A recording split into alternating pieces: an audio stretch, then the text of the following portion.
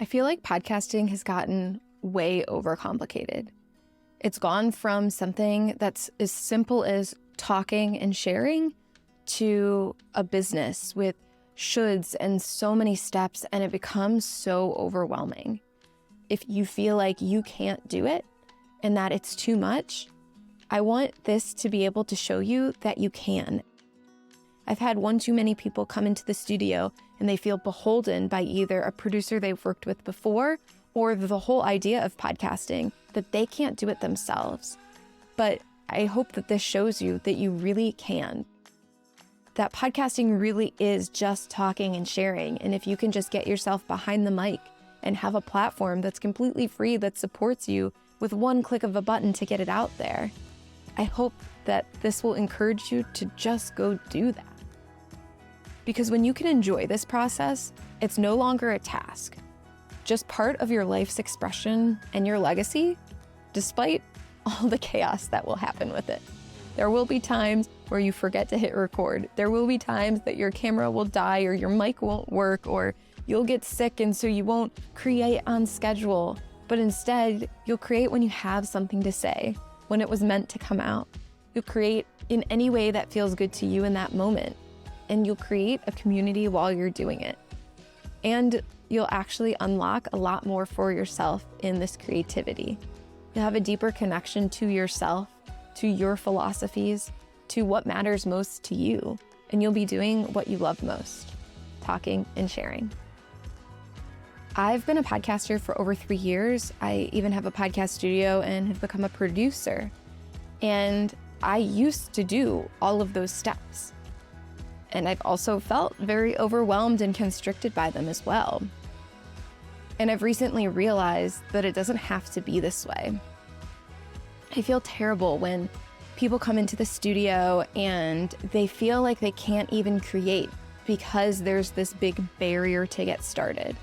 There's a long list of to-dos that you need to do in order to launch your show, make it successful, all of these things.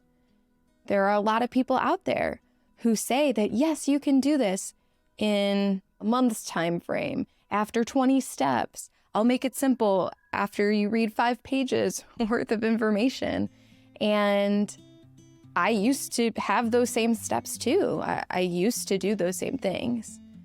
But ever since I uncovered Substack, the way that I podcast has not only changed, but my relationship with podcasting is so much simpler. And now I actually have 3 podcasts because it's become not only that easy, but that life-giving. Creating your content can feel like self-care if you let it.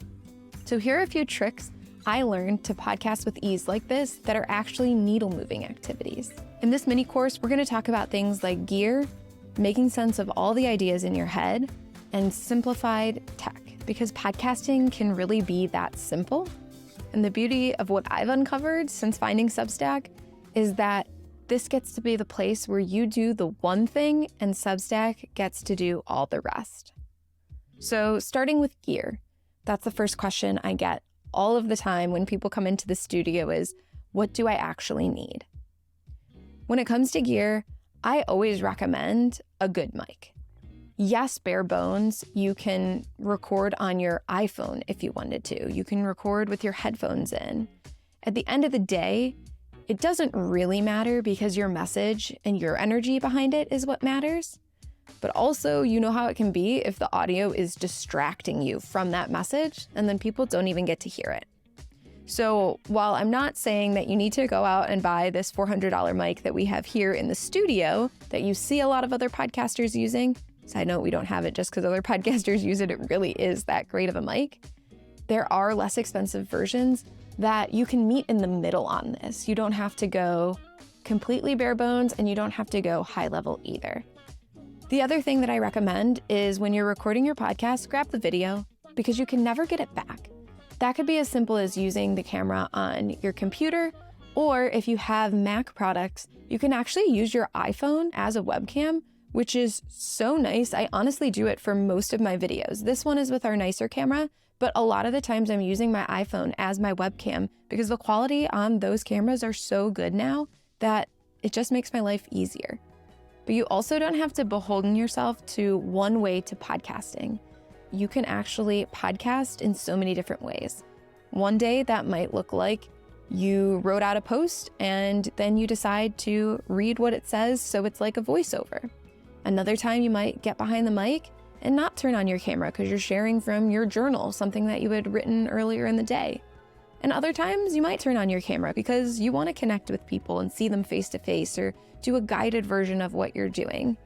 The beauty is that you don't have to limit your creation, and then you don't have to think of podcasting as just an audio outlet. You could just think podcasting is a medium to get your thoughts out by talking and sharing, and that can be transformed into anything else that you want. So speaking of that topic, all of the things that are swirling around your mind right now, if you're just getting started with podcasting, you might have a lot of ideas. And if you've already been podcasting, but you felt overwhelmed and held up, and so you've stopped doing it altogether, you might be unsure of how to move forward and what you really want to talk about next. I always like to say that you are the filter. So if you ever feel like you're questioning, well, is this worth talking about? My answer is always, it is worth talking about because it's something that matters to you. As long as it's something that you feel passionate about and that you're not just talking about it because you feel like you should or because you know it'll get you the views, then yes, it's worth saying and just keep going. Last but not least is simplified tech. To podcast, you do need a few little tech pieces to actually make it happen. You need a place to record your podcast, and you need a place to upload your podcast to so it can be sent out to the big platforms. And that's where Substack comes in. Where I felt the industry has overcomplicated podcasting, making it this whole business, Substack makes it as easy as clicking a button. You can actually record directly into Substack, and when you click publish, you have the tool that will then send it to Apple and Spotify. And when you press publish, not only does it go to those big platforms, but it actually goes directly to your people because Substack is actually an email marketing meets blog platform. You might be wondering, what does that mean and how does that apply to podcasting? When you're podcasting only on the big platforms, you have no way to actually communicate with your people. If they subscribe to you, they'll get the episode downloaded to their phone, but other than that, you have no way to interact with them. But if you focus on Substack, you're actually building an email list by podcasting. That means that every time you post, an email gets sent to them about your episode, which also means they can not only converse with you, but Substack also has a comment section so they can converse with each other. It means that you can grow a community that cares. Substack also has its own social platform and network. It is a website, it is a blog-like platform. So you will get to meet new people too, because that's the other side of podcasting. You want people to listen to it, and just screaming into a void isn't gonna get people in your world either. And so Substack can help you find more like-minded people who want to hear not only your content, but to connect in community and maybe even pay you for more. If your goal is to talk and share and create a community that cares, then this is what you need. And this mini course is going to show you exactly how I do that. If you are one who is good with tech and learning new platforms, then my goal with this video is that you have everything that you need to get started. You can end this video now, go sign up for Substack, which is completely free, by the way, and you can record this minute and hit publish, and your podcast will have been started. But if you're somebody who feels like, okay, this feels a lot less overwhelming, this feels good, but I still want somebody to hold my hand through this and show me more of the insights and save me some time and give me some templates, then the mini course is gonna offer you that. I literally recorded an episode that's already posted, but I recorded myself recording it, editing it, uploading it to Substack, so you can walk through my entire process, see what I do, hear what I think about, why I edit and upload and write things in a certain way. As well as I'll give you any type of template you need to get your podcast up and running. So you don't need to figure out where to go, and you don't need to figure out what to say. You can just go do the one thing that we really care about doing, talking and sharing, and let Substack and the information in this course do all the rest. So let's hop into it. Let me show you how podcasting can be so simple on Substack.